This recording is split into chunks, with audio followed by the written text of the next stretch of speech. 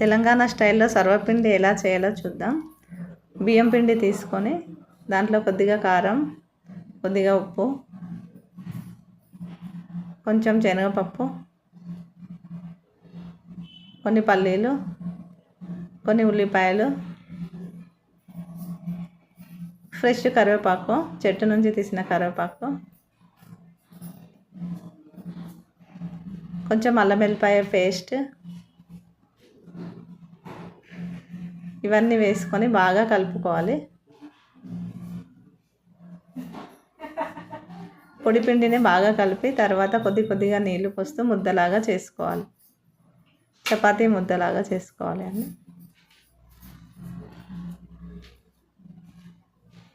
కడాయి తీసుకొని దాంట్లో పల్లి నూనె కొంచెం వేసుకొని ఈ ముద్దని కొంచెం పెద్దగా అని అలా వత్తుకోవాలండి.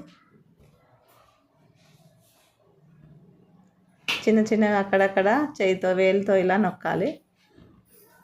నొక్కి కొంచెం వాటర్ చల్లుకోవాలి.